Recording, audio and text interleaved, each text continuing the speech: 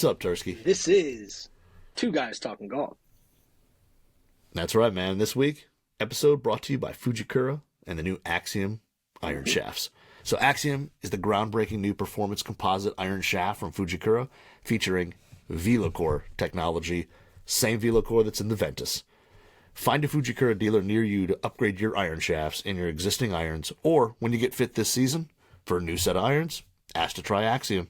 Axiom is available in 75, 105, and 125 gram weights, variety of flexes, basically whole range to fit all golfers. So go online, fujikuragolf.com/Axiom.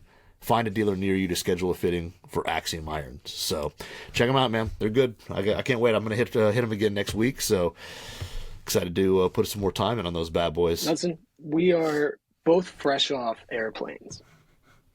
So this show could go anywhere. We're recording it Wednesday night, fresh off airplanes. Yep. I'm back from the Charles Schwab Challenge in Fort Worth, Texas. And you are back from, are you allowed to say? Yeah. It was I was out in Carlsbad. I was just north of San Diego. Actually, I wasn't even quite Carlsbad. I was in between. I was in Del Mar.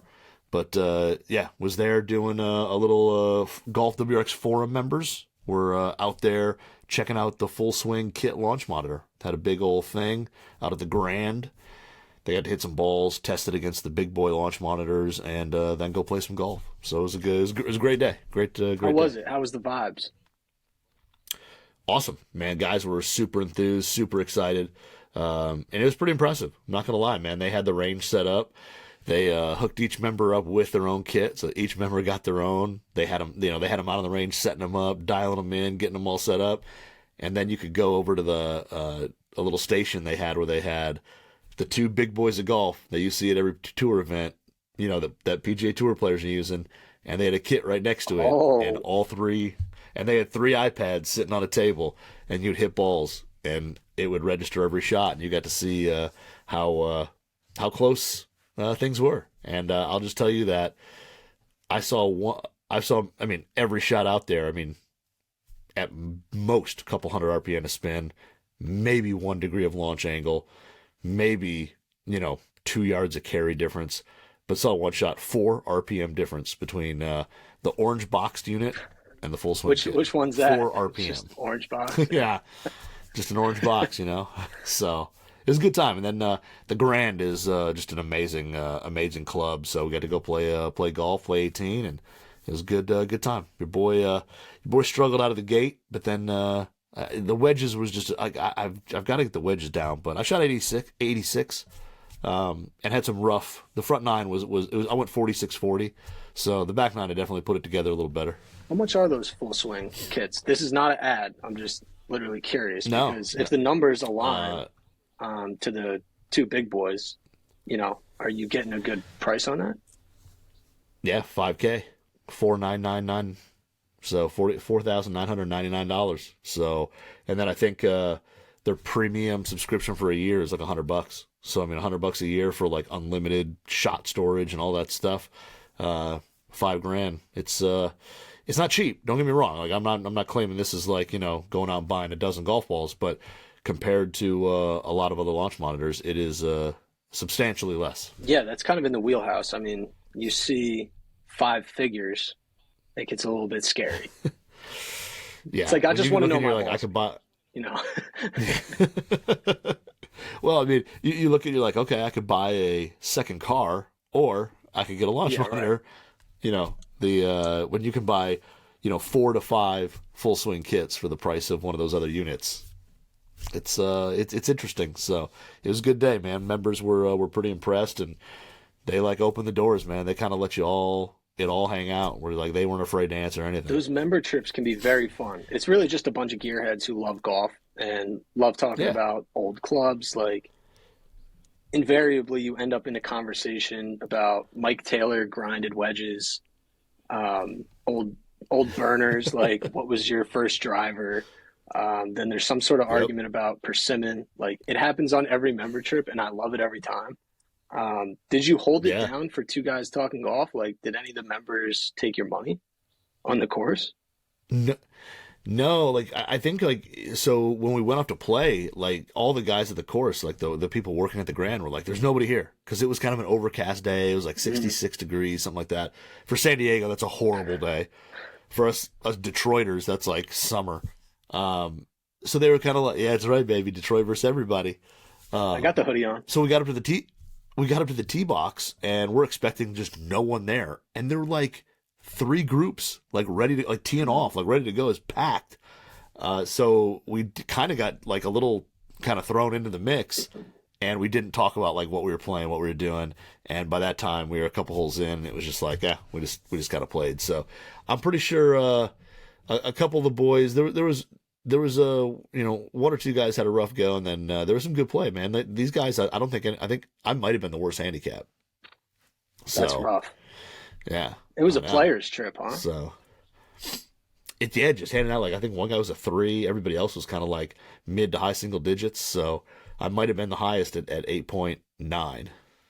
Sandbagging 8.9. You're really like a 6, but whatever. So I put in that 86 at the Grand. It knocked me down to an 8.6, Good. I think. Good, you deserve Which it. is BS, man. I'm not 8.6. You kidding me? Well, if people want to see Way content from that trip, are like their videos, photos, forum threads, where can they find stuff? Yeah, right now, I mean, I literally just landed. I mean, you, I just landed today back from California.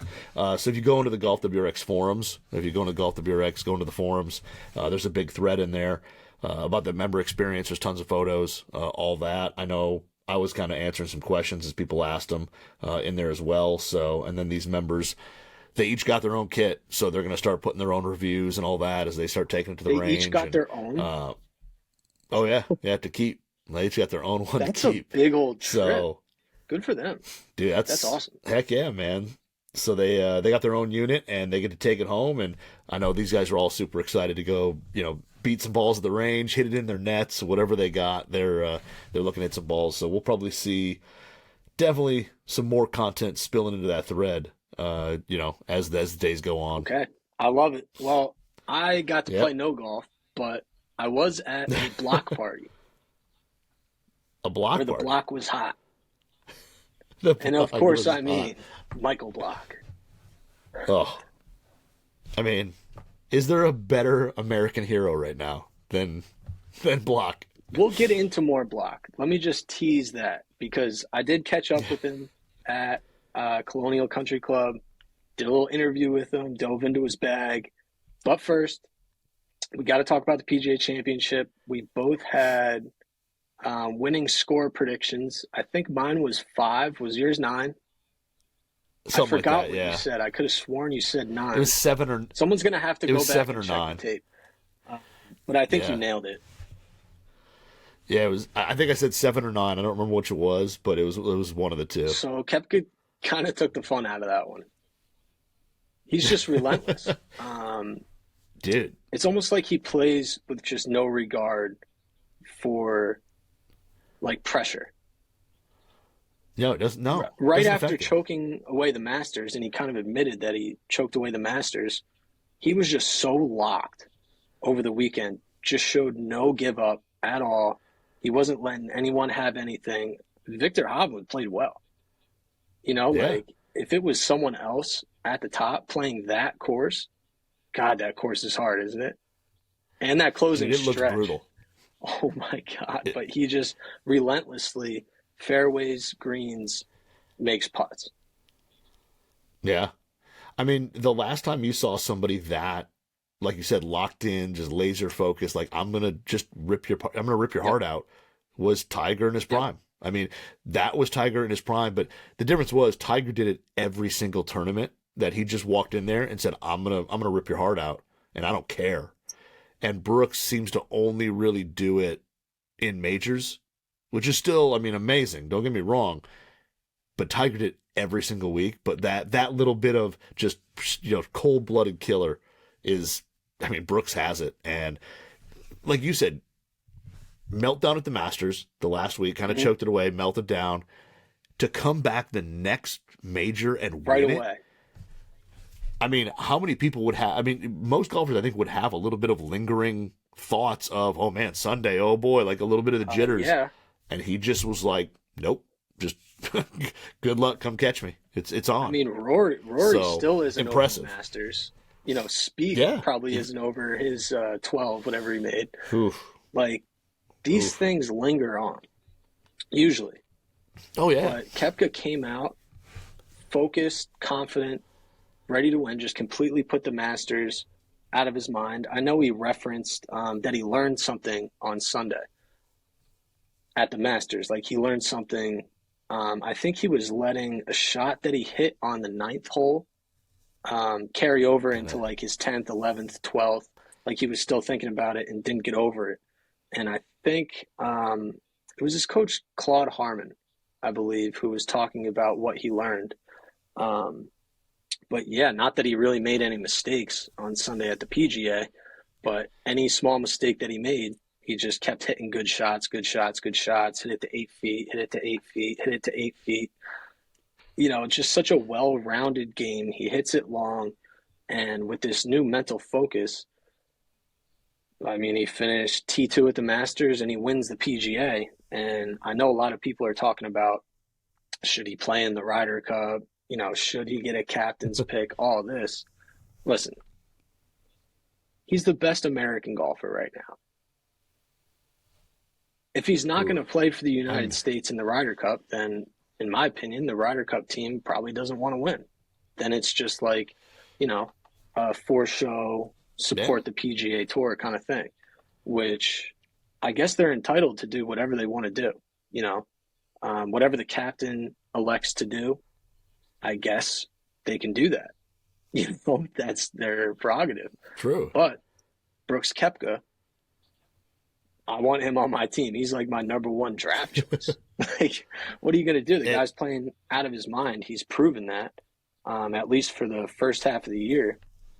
Now, this kind of all wasn't really an argument before, you know, when Brooks, DJ, who else even went over there? When those guys left to live, it was like, yeah, well, they're kind of past their prime. You know, Brooks is hurt and he's mentally fragile after like into the Netflix full swing. Doc came out and it was kind of just like, whatever. We don't need him on the Ryder Cup team anyway. But now Brooks just took it into a whole new gear and kind of solidified himself in golf history. You know, he had 4 majors, obviously, but when you win them in such a short window, it's easy to chalk it up to just like, oh, he got hot. You know, he was riding the heater. Not necessarily that he's an elite player. People weren't necessarily even putting him up with like Rory, let alone with, you know, the Lee Trevinos and kind of that middle tier of GOATs. You know, not quite Tiger or Jack. You need to win double-digit majors to even get in that conversation. But that mid-tier dominant golfer, you know, I think he kind of elevated himself with this win. And being that it's such like a major, major venue and coming off the Masters the way he did, I mean, you just got to tip your cap to Brooks Koepka, and he has been celebrating. He was at the hockey game. Yeah. He was either on Adderall or something a little stronger. His eyes were bugged out. He was, 30 seconds, no blinking. That was a great video. And then he shows up the Heat game front row with Jenna, posing for pictures. Like, he's just riding the ultimate eater, man. Drinking beers out of the Wanamaker. and referencing back to the Ryder Cup, I think he can turn some of that major championship focus. He can turn that on for an event like the Ryder Cup. It's big enough. It's huge. It's a monster stage.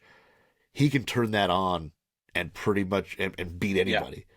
Yeah. And for him, I think there is a motivational thing. And when he, not to knock the Charles Schwab Cup, but the Charles Schwab Cup, it doesn't, he doesn't get up for that. Yeah. Like, it's not a big enough stage. Like, he really needs to. And I think these guys that are like focused on winning majors, all of them use whatever tour, whatever event they're playing. They kind of use that as not their practice round, but their gear up for the majors. Tiger talked about it for Majors. 25 years throughout his career. You know, he's Yeah. all about the major wins. You can throw the players in there too, but they're all about the absolute big wins, trying to stack major championships for historical purposes. And I get Yeah. that. When you're that good, that's their truth.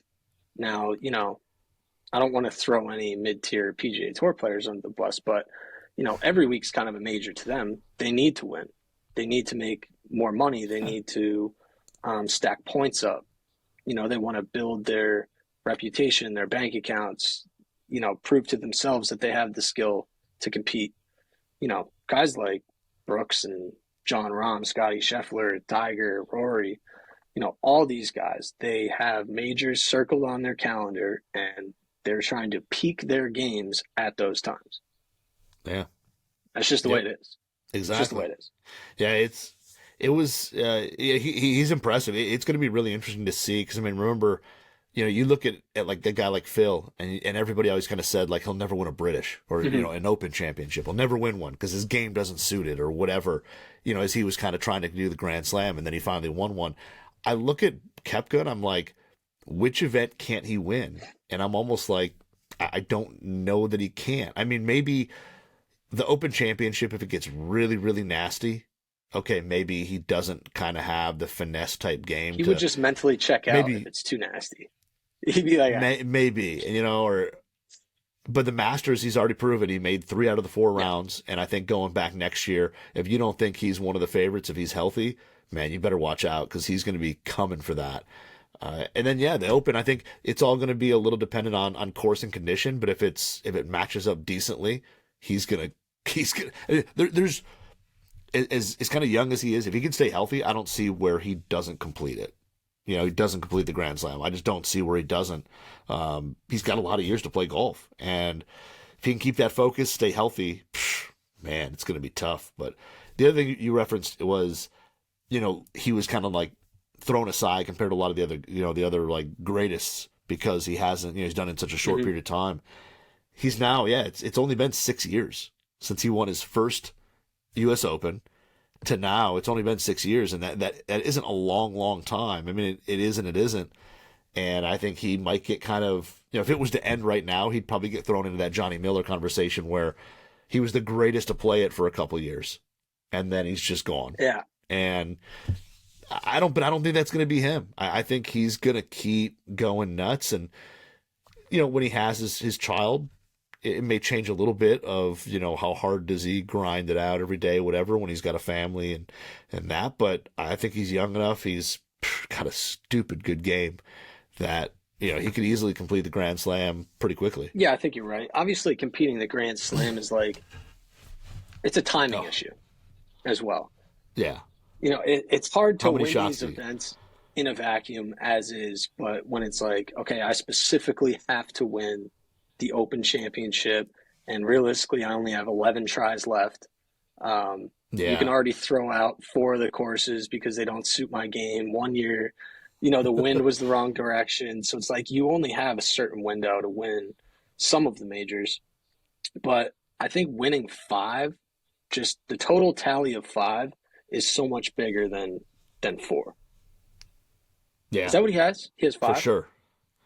5, yeah. I just want to make sure because I've said that multiple times. Yeah, 3 PGAs and 2 U.S. Opens. Cool. So, and honestly, I just pulled it up. Like at the Open Championship, he's been T10, T6, a T4, and a T6. All like he missed a cut last year, but he was T6 the year before that, and T4 in 19 before they had. I didn't know he's played that well over there. Yeah, I didn't know either. So he basically in 15 he was tied 10th. He didn't qualify in 16. Played it in 17. He was tied 6th, and then 39th, 4th. There was no tournament in 20 due to COVID, and then he went tied 6th, and he missed the cut last year. So realistically, other than last year, he's played that tournament pretty well. So, you know, as long as it doesn't come down to what you said, you know, one of those things where it just like the Rory, it's the only one I need. Yeah, then you start forcing putting it. It gets a little weird, I'm sure. if that doesn't happen, he definitely, definitely has a shot Yeah. at it. As long as he stays healthy, um, he's definitely got a great shot at it. I don't think he's done at 5. He has such a complete game. He hits it far. His short game's good. He putts well. Killer instinct. Great with the irons. Can flight it high, flight it low, draw his fades. Like, he has the whole package. He's obviously Yeah. been through a lot in the last year, and that was like the ultimate test of willpower, what he went through. He could have Yeah. easily just kind of went away, counted his money, um, missed a couple of cuts in majors, stopped qualifying for them, and just like go away. But that's not how he handled it. He No. refocused. He almost won the Masters. He got Yep. hit down again, and he comes back and wins. So nothing but a tip of the cap to Brooks Koepka. Now, there were really 2 winners of the PGA Championship because Michael Butt. Oh. So he's just a club. He's not Yeah. just a club pro. He has played in, I think, 20 plus PGA Tour events, and he's also played in like 7 majors. He is the type of club pro you go to the course and you don't want to be in his foursome if you have any No. sort Well, of cash in your wallet, because he's dropping 63, taking it. 64 on you. Yeah. He definitely gives lessons and all that. He's put in his work as a serious club pro, but he is a player. Yeah. He's a playing pro. Let's not get that twisted. He's Yep. not just like some scrub who's never qualified for anything in his life. He's kind of been there. It's just he's never made a cut at a major. He's 46 years old, so, on the latter part of his career for sure. I'm not saying he doesn't have game yet or time, but, he was probably counting himself out. He even said that the flight that he had booked out of Rochester was Saturday morning. Like, he was already assuming that he was going to miss the cut. You go out there, play in the major. It's good to put on the resume for these teaching pros, because it's like, am I going to take a lesson from this guy I've never heard of, or am I going to take a lesson from a guy who's playing a bunch of majors? He's been there. He knows what he's doing. You always want to stack that resume as a teaching pro. So apparently he was getting $150 an hour for lessons. He's getting a lot more than that now. That rate just went way. So I don't know if you were watching all of Sunday and what happened Saturday night. So Saturday was like a big day for him.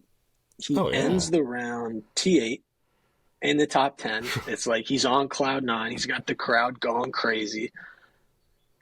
Already right there. That's like the best playing week, I'm sure, of his life. Then he finds out he gets paired with Rory. He's like, no way. Because he knew that place was going to be wild, given how much fanfare Block was already getting, and then it's Rory. And it's New York, so the crowd's already hyped. Already, yeah. They're wild. Then he comes out, he's playing well. Like, he just keeps making pars. It's unreal. Then he makes the hole in one. He didn't even know he made the hole in one. He had to look at Rory like, yo, did it go in? These people are going nuts. Dunked. Hole in one. Set the world on fire, and it's completely changed his life. Now, obviously, he also got up and down to finish T15, gets invited back next year, but it doesn't end there. This is like, I was thinking about this before. This is like, when you start like birdie, or you're like 3 under through 9 and you're a little out of your comfort zone, and then you immediately make bogey. Oh, yeah. This would be like if you just kept birdieing every single hole. Like, everything has just continued to get better and better and better. So he gets invited to play in the Charles Schwab. He also gets invited to play in the RBC Canadian. He also gets to play in the Swiss Omega Masters over in Europe. So, So yeah, yeah, so I DP learned World that Tour. when we caught up with them on Tuesday. So obviously I had to check out his bag. We already had his what's in the bag, so we knew the iron that he hit was a TaylorMade Tour Preferred MC from MC. 2014 Classic, and we knew it Yep. was caked up with lead tape because Greg actually shot his what's in the bag at Oak Hill just by chance. Just Yeah. by I chance. mean, just, Obviously, yeah, we had you no pro just idea there. that he was going to break 80 even. You know, he was just shooting a bunch of what's in the And, bags. I think he knows block from the past. So Greg already had the what's in the bag, but, had to catch up with block after all the hype.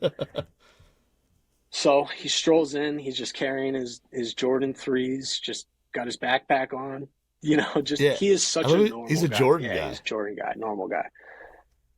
So he walks out.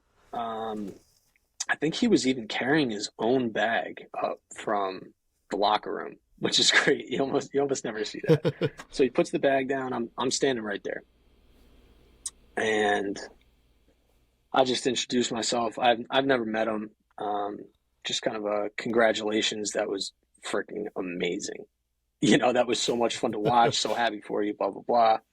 And then we start talking about the irons. That's when he reveals he's got a $50,000 offer for the seven Offer. iron, Yeah. for just the 7-iron that he made the hole in one with. So I take the 7-iron out, looking at it. Thing is so caked in lead tape, dents, scratches, pure dime size wear Yep. mark on the face. He said he's had those irons since they came out. He thinks he got them like the end of 2013. Now, what he said about the irons and why he still plays them, I love. He was like, I've never switched. It's not because they go farther or anything like that. He's just like, I know exactly what they're going to do. They do. And I always Yep. tell people that with irons, especially. It's not like a distance race. It's not, I want the prettiest looking blade irons that I possibly can get. You just need irons that are reliable. You want to know exactly where Yeah. they land, how much they roll out, what ball flight you're getting out of them. Now, initially, when you're picking out irons for the first time, try to get, the perfect irons for your wheelhouse, get fit, make sure the offset's right, the right amount of forgiveness, the right shafts in there, all that. But once you find what you like and what works, there's no reason to switch irons every year or anything like that. You can continue playing Yeah. irons, you can sharpen grooves, you can make small adjustments like adding lead tape. But yeah, we just kind of kept talking. And he also said he's got about 3,000 text messages, one of them being Okay. from Michael Jordan, but he couldn't Unreal. find it. He was like, all I have is a bunch of these random numbers that I don't have saved saying like, Yeah. congratulations, great playing, all that. He's like, I would have to go through individually to find the exact Michael Jordan text. And he's a Jordan guy. Like he wears Jordan golf shoes He and wore sneakers, but just because. He's not on Team Jordan. No. He just he just likes the style. It's his Right. thing. I think he's sponsored by Nike with apparel, actually, now that I think about it. But yeah, he was wearing Nike apparel all 4 rounds, so I'm yeah, assuming he's TaylorMade TaylorMade clubs, and Nike. Nike staff. But I'm still pretty sure even if you're a Nike staff, PGA professional, Nike kind of, I mean, I'm pretty sure you're not getting just boxes of Jordan shoes. So even if he maybe gets a couple free, like he was probably buying a lot of them too. Right. I mean, he's probably not buying any anymore. I'm pretty sure if MJ's texting you, MJ may send a couple free pairs. He's over. getting custom block But- party shoes coming. Dude, what if he gets like some hole in one He's getting something. shoe custom whatever? Oh, that'd be He's so getting dope. something. And he was like, I have an agent now. This is how fast these things happen. Saturday he had a great day. Crowd was into it. Like that's awesome. Yep. Sunday he became a superstar. Oh, And there's people I'm dude. seeing on social media. Wet blankets. They're already like, Oh, this is too much. Stop the ass kissing with block. Like, talk about Brooks. He just won the PGA. It's like, are we kidding? This guy was giving lessons Yeah, like 48 hours ago, and he finished T15 at Oak Hill in the PGA Championship, yeah, $283,000, completely life yeah, changing. Now he's playing in tour events. So, yeah. I mean, And say what you want, and but I don't he's going to expect be him. relevant for at least until the Oh, the RBC next is over, and couple then who years. knows what other exemptions he'll get. Oh, he's going to be the storyboard for majority of the next 5 PGA championships because it's going to say, look at what your local PGA pro Right, could do. exactly. He's the You know, perfect because I mean, example of what's yeah, possible as long as you get in the event. It's like the US Open. I mean, same thing. Anyone can yeah, qualify. Once you're in the door, once you just have an opportunity, anything can happen in 4 rounds. And people will say, "Oh, I yeah, mean, you could do it for 1 round, but can you do it for two?" It's like he did. He just did it. he You did. know, look He look at did it his before. scores in the previous PGA championships that he's played in. It's not like it's not like he Yeah, was trending, he was knocking on the door. It's like no, he showed up, the time was right. You know, maybe the course fit his eye in a certain way and he just rolled with it. Like he had such a good attitude about it too the whole time. Like that moment is huge. All those oh fans yeah. playing with Rory, all that pressure. You know, you hit a shank, it's like you're going No, super viral, the embarrassment of it. But no, he just kept making pars, playing his game, hyping up the crowd, having fun with it. Like he's truly living out his dream right now. And like every kid who's going to college to be a PGA pro and everyone who graduates college or quits their job and wants to give lessons for a living, this is kind of the dream. Like this is oh yeah, the ultimate. oh yeah, Like I said, if you just keep making birdies, this is what's possible. He went yep. from nothing to 280K in the bank account, an agent, text from MJ, playing in the Charles Schwab. Like this is what's possible Yeah, in the world of golf, the way it's set up. It's awesome. yeah, yeah, for sure. And you know what's also interesting? You had that 7 iron in your hand that he hit the hole Yeah, in one yeah. with. You want to know what's also interesting? Also very interesting about that 7 iron. In that set, the MC, that's the last one with the speed pocket. 8 iron goes to removes all Right, the speed pocket and all that right. down. So that's the last one with the speed pocket. So the he got that little extra kick off the face of that bad boy to dunk it. But yeah, I mean, just yeah, I mean, it was such a cool story, and the roar on that hole in one. I mean, it was like it reminded you of like the Masters when something huge happened from a Oh yeah. Tiger or a Phil or a huge name did something big. It just gave you that kind of feel, and he seems like a super nice guy. I mean, I don't know anything about him other than what we've just learned in the past week, but he seems like a super nice, kind of down to earth guy. Like practices, plays with his kids and gives them lessons and all this stuff. Just seems like a nice dude. A guy that you would just love to get. I would love to have a beer with him in the next in 2 months, just to hear the stories that come from PGA Championship till then, of all the tournaments and all the stuff that he does and the people he meets. It's going to be, I bet, just a wild ride. And yeah, what's going to happen? A lot of like you said, wet blankets are going to come out and say, oh, well, he missed the cut here and he missed the cut there. He didn't play well here. It Yeah, doesn't who matter. cares? He had his moment in the sun. It was an amazing ride to watch. And yes, by the end of the year, he's going to kind of go back to doing his own thing at his club, which it sounds like that's what he loves. He loves his members, loves the club. Just that's his life there. And yeah, eventually it's going to go back to normal a little bit, and that's kind of cool about it is that he had his month or two in the sun. And again, every PGA Championship now every year, we're probably going to see that hole in one, and that's awesome. I can't, it'll be exciting to see it again next year when they show the highlights. But yeah, he is not the next Tiger Woods. Like we know that, but man, let's enjoy the ride while he's going. I mean, you don't have to be negative about it. Just enjoy the ride. It's pretty cool to see. You're not gonna. When's the next time you're gonna see something like this? It's gonna be a while.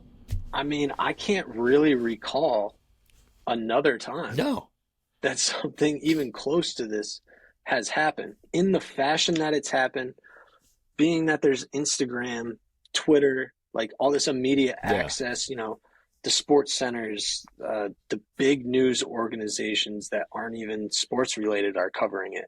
Like, and he has such a great opportunity right now. Like, it was really refreshing to hear that he got an agent.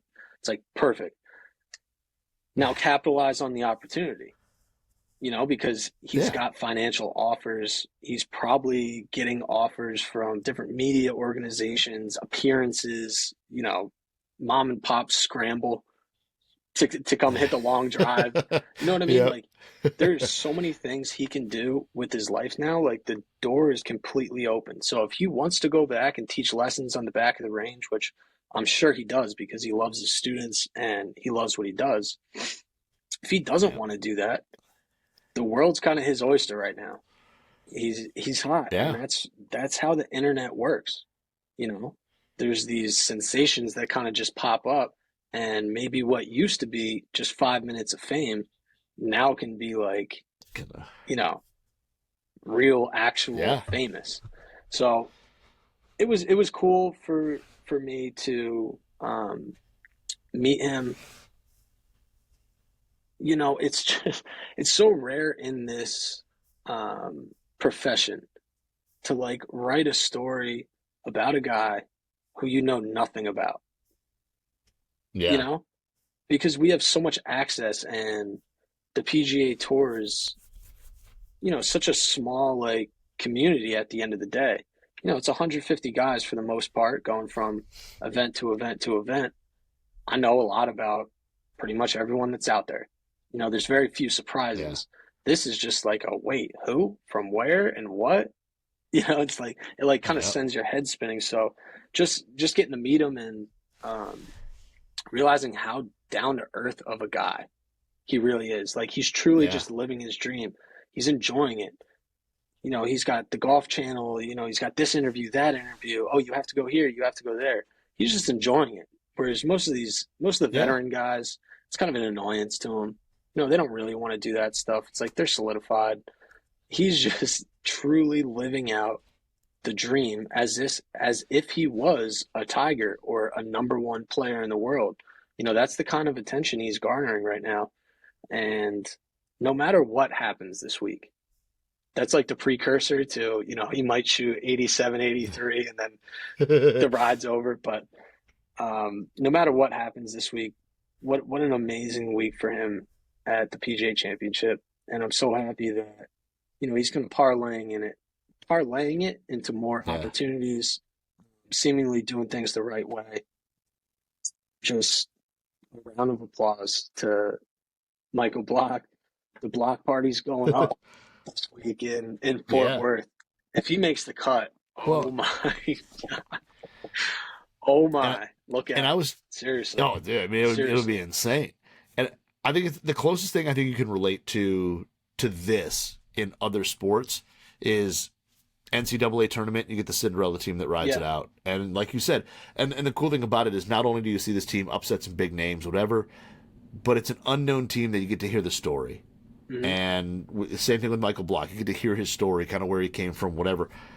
No one would ever know who he was if it wasn't for this.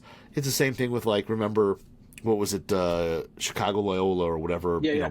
5-7 years ago, and Sister Mary Jean or whatever she was, the woman who was like the biggest fan, and it was the same thing. It was like this great story about this little school and da da da.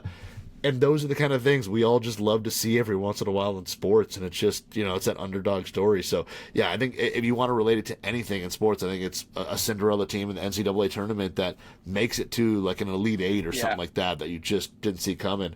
It's kind of that kind of hype, and honestly, I don't have any expectations for him in these tournaments. I mean, do what you did to do, but it would be awesome to see him play well in the next, in those 2-3 tournaments that he's going Yeah. to go play. I mean, not Be not pretty to be cool. mean, I was fully expecting 86 on Sunday at the PGA.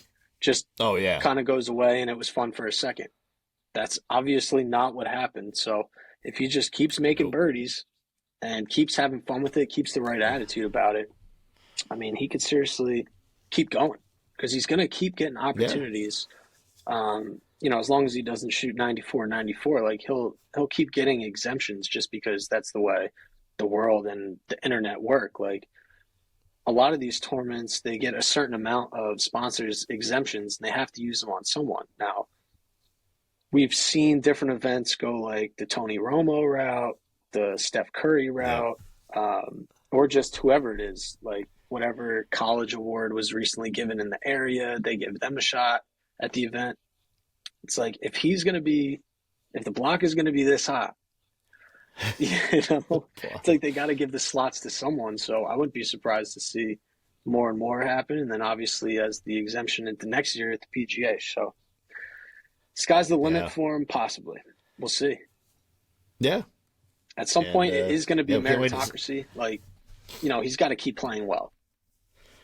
Yeah. Once you shoot 90, that's And- probably over with. Now, he can still be like the celebrity, like I was talking about before. A lot of different Oh, yeah. opportunities and media and just appearances at events, whatever it is. Whatever he wants to do in life now, he can do.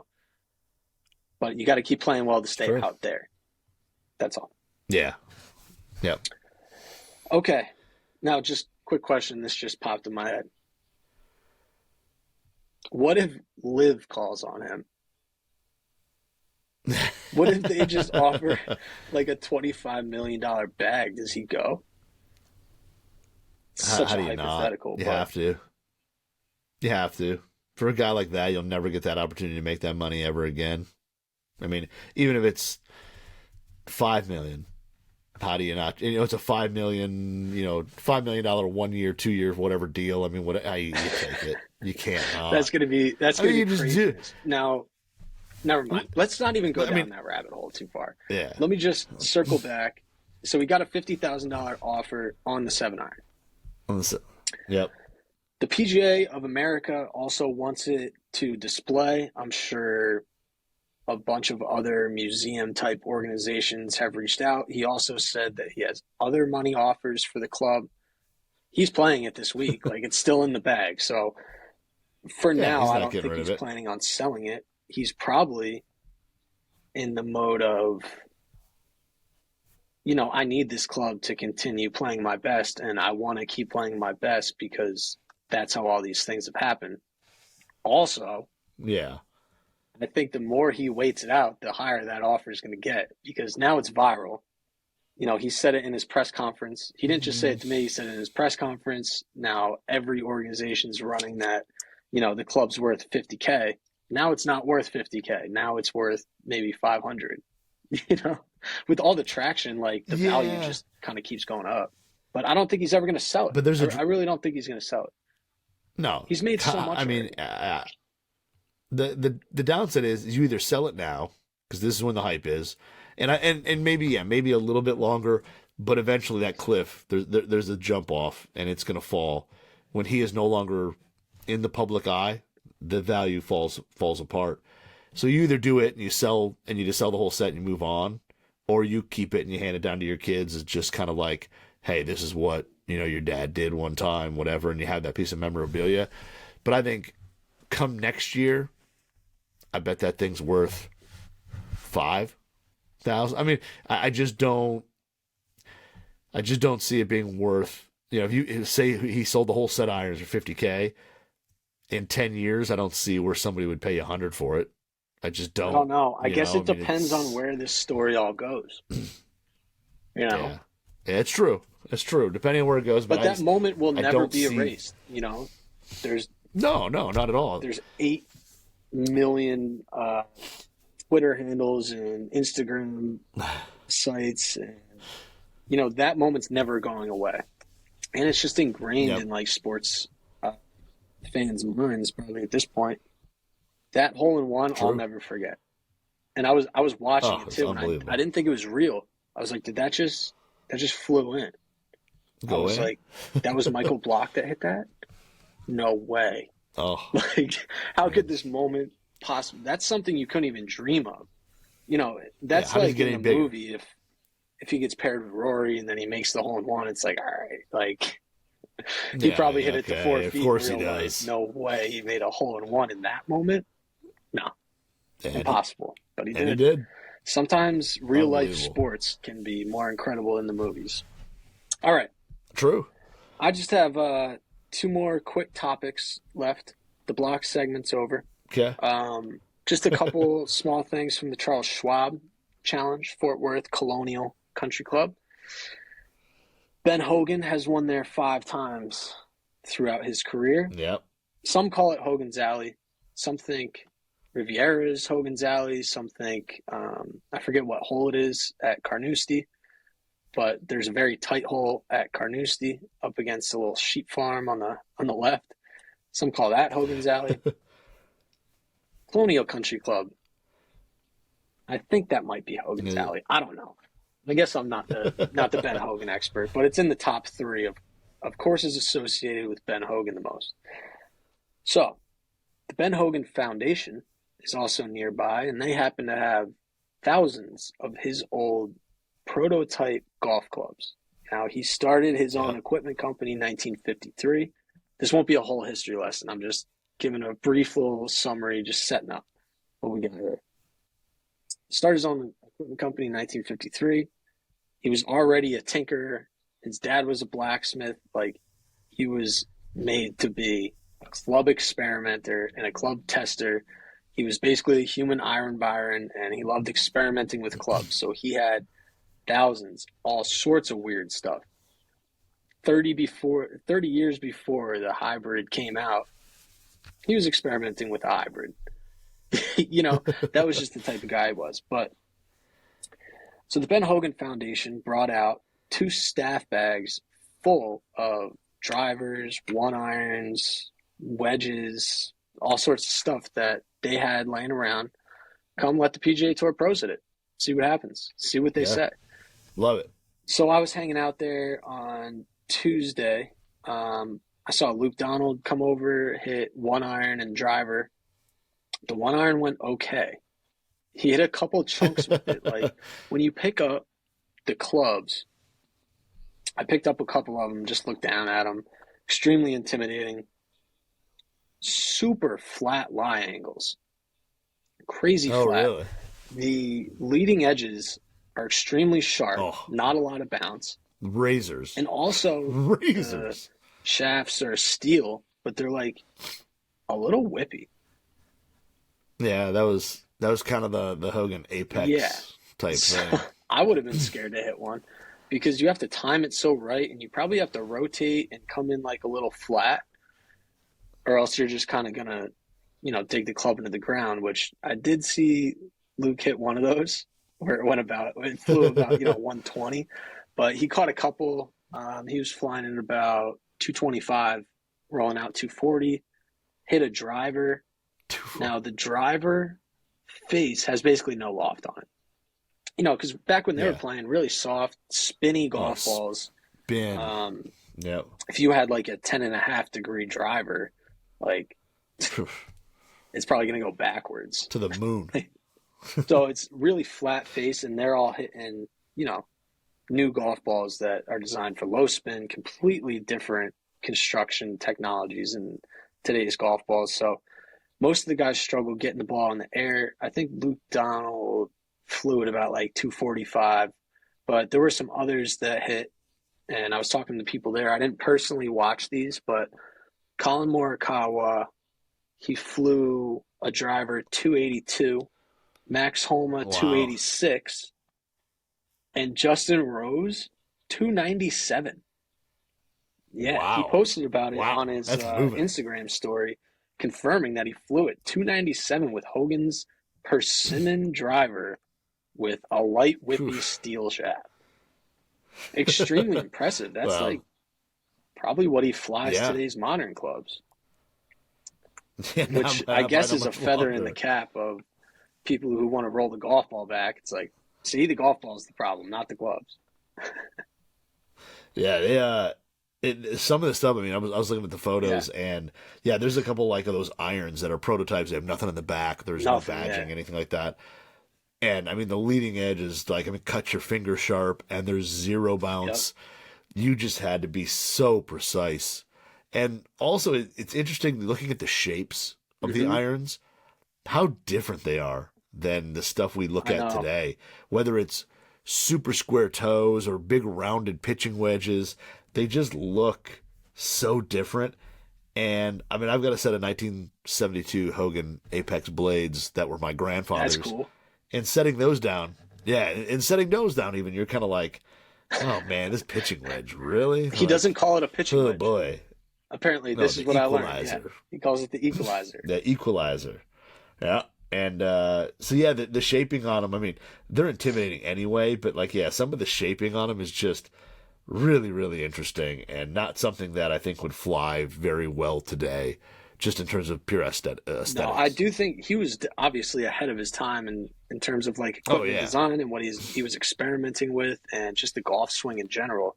Definitely ahead of his time. But looking back now, 60 years ago, yeah, yeah, those shapes were kind of rough. I wouldn't enjoy playing um, a full year with a set like that. You know, it'd be fun to play well, a that's couple of rounds with. Haha, this is fun. a couple This is very holes. difficult, but um, yeah, not necessarily what I want to look down at, and extremely unforgiving. Like you said, you got to be clipping that thing. Oh yeah, Tiger would play well with them. He doesn't take divots. that's true. Does not decides it does not. But that I mean, they're cool old clubs. I mean, they're awesome blades. I bet it was at a time too where prototypes now with all the CNC and all that, you can make something pretty quick.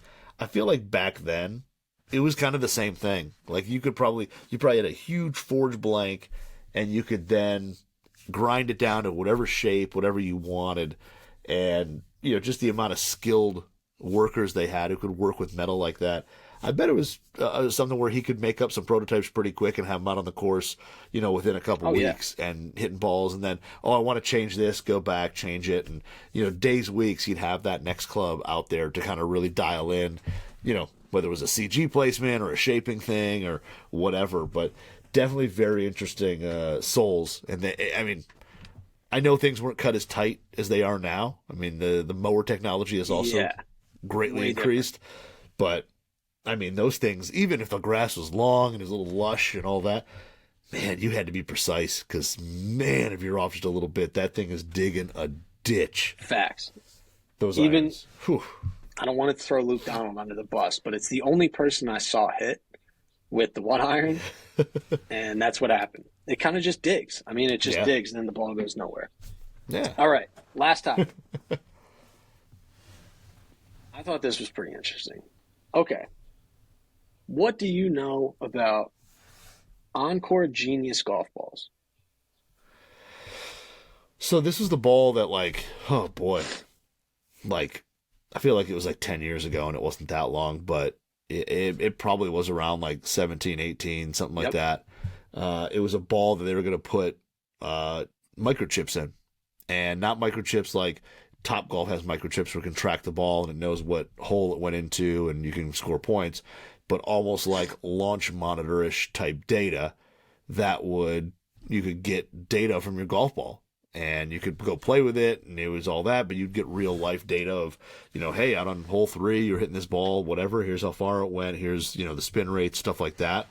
And I don't remember, I mean, I heard some rumor that like, a golf ball is a very violent collision between club and ball, and it was very, very hard to find chips that would Yep. hold up to the abuse of this. It was a very, very cool idea, and I think when we first saw it at that PGA show, everybody was super excited, and then it kind of went on and on in development, and most people forgot about it. Well, it's back. It's back, So baby. 2018, exactly. We saw it at the PGA Yep. show.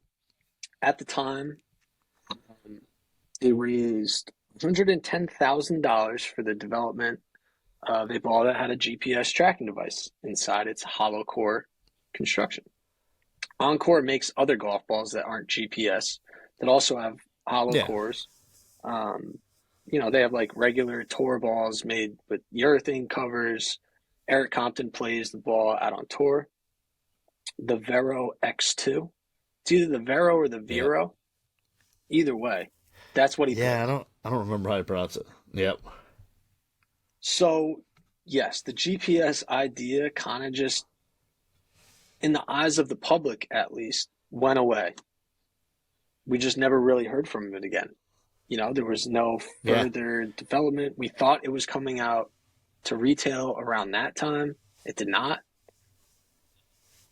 So I'm on the putting green today, actually this morning, in a different state. But so I was on the putting green at Colonial. Now I'm going to do my best not to name any PGA Tour Pro names just because I'm not sure if they want me to, honestly. Yeah. It's not a product that's out yet. I don't know if they want their names attached. A lot of these guys have golf ball contracts and stuff they got to worry about. I'm not here to, you know, get anyone in trouble or make anyone annoyed or anything like that. But I saw a few pros testing out a new Encore Genius G50 prototype. Okay. So I talked to the CEO and chairman, Keith Blakely, who's out there with a couple of the new prototype golf balls that have been in development for years now. I'm sure they've poured a bunch of money into it trying to figure out exactly how to make this thing work. Yeah. But right now, the prototype functions. Okay? It's only for putting.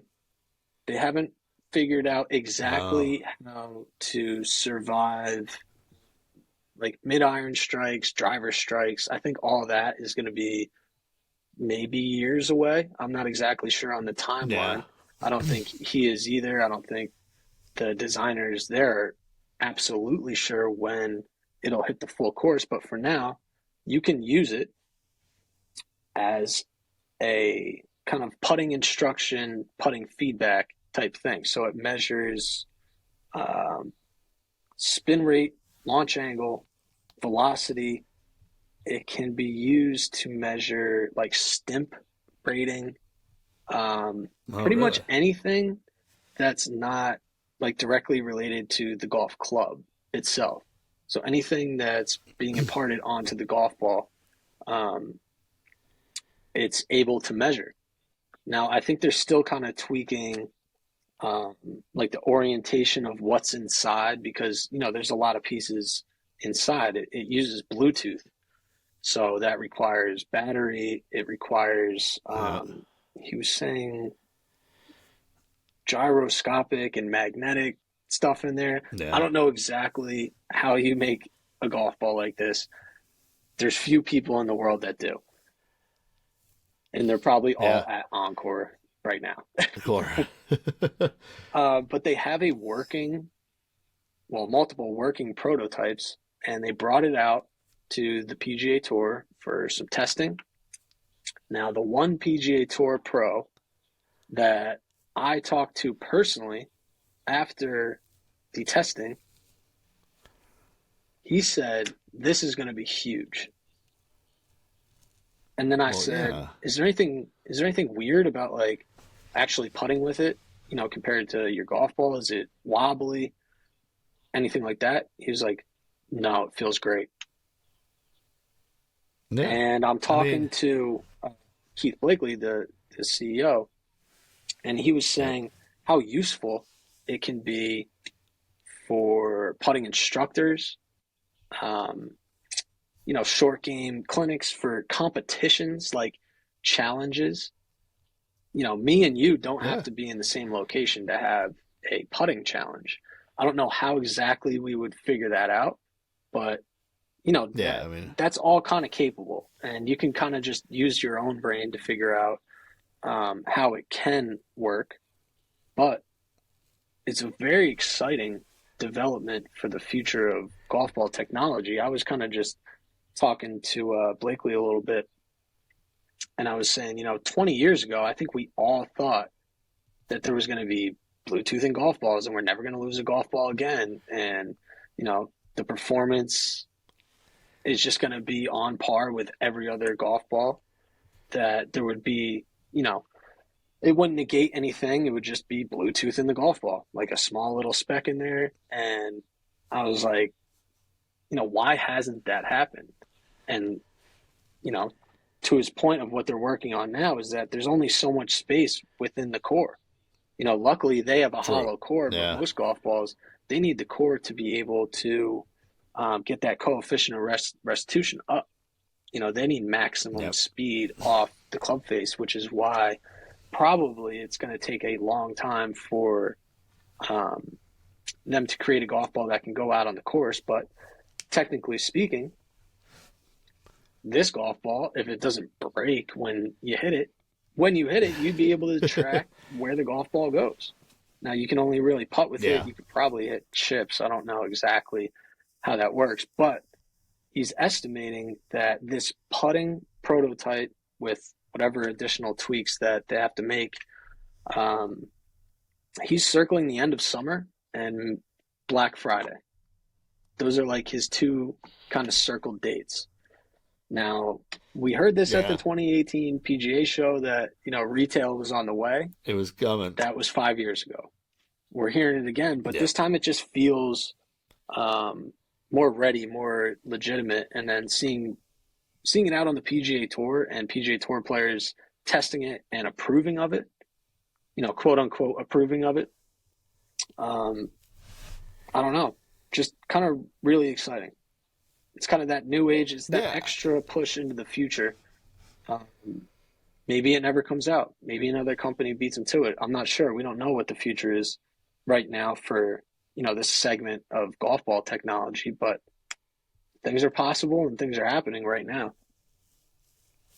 Yeah, I mean, it makes it more real because it's limited to putting, and Yeah. the whole issue with doing this is, like you said, there's gyroscopes. Like your phone has one. You take your phone and they make apps that are like levels, and you can turn it and they'll tell you what degrees. There's moving parts inside of there, and if you put that moving part into a golf ball and you hit driver with it, and even if you're not like crazy high speed, but say 150 mile an hour, 150 mile an hour ball speed, that's a huge collision when that club hits that ball, and those parts just don't hold up. They're not built for that. And it'd be interesting to see. I mean, you're probably gonna have to design something from scratch that works with those type, because you're gonna have to test it from slow clubhead speeds up to guys who, I mean, you're gonna have to go all the way to almost, in a sense, long drive. I mean, you're gonna have to cover a wide range if you're gonna sell it at retail. And then what's the cost to the consumer when you get to there? So yeah, if they're just keeping it to the right on the green, if not just slightly off the green type stuff, makes total sense. Especially if there's stuff giving you kind of spin rates, side spin, different things like that, because I bet the numbers are extremely accurate when you're measuring at the ball level. The spin number that you get on a putt or whatever is probably insanely accurate. How can it be wrong? And if it's in the golf ball and it's accurate technology, yeah, you're not taking photos. But the hard thing is any sort of algorithm. It's just this is what happened. Nah, but I think the issue arises when you start moving to, give me a golf ball I can go play a round of golf with, and every round I'm going to hit that thing. Out of 100 shots, say a person shoots 100, you're basically going to hit that thing 75 plus times, or 75 times with a driver iron wedge. A lot of wear and tear. And then you'll putt that. Yeah, how long does that ball last? Does it last one round? Does it last whatever? And there's where your issue. I mean, that I think is still a long, long way off. But it's very cool. I mean, to have kind of launch monitor, even GPS type data in a golf ball, where not even finding it, but just like shot tracking, like, yep, I was hit here, I went to here, you hit your driver 265 yards, and then you had a 7-iron in and you hit that 155 and it came, whatever. Even that data is, because you wouldn't have to sit there and like tap little markers against your belt or your watch or your whatever your thing. You just go hit the ball and it registers where it goes. Makes that. And I mean, a lot of them do. So, but it's one of those things where then you could really get into some pretty cool stat tracking, and then, but around the green, like you said, it could be a really good tool for, it could be a great fitting tool, putting tool, all that. I mean, there's a lot of ways you could, just use it with a putter. There's a handful of ways there that you can improve your game, your putter fitting, whatever. Really test out different, for OEMs, test out different faces and face materials and millings and things like that to see how that ball reacts at a level that, yes, you have the Quintix and all that, but I mean, this too, to add that to it. It is very interesting. It'll be, I don't see where there's not a future that a golf ball has some type of smart built in, but it's probably still a little ways off. We'll see. I just think in the world of cool stuff, Yeah, it's cool for sure. It feels like a breakthrough, and it just feels like we're a little bit closer to that reality.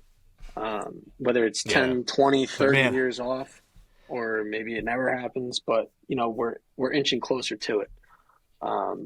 It's going to happen. Just a matter of when. It's going to happen. And what company gets there first, because whoever gets there first is going to control wins the golf ball market, probably. Well, depending on I don't know. Depending on patents and all that, like there's probably only so many ways you can get this done. Because, like you said, it's just a lot of speed, a lot of wear and tear, and getting it done cost effectively. Whew.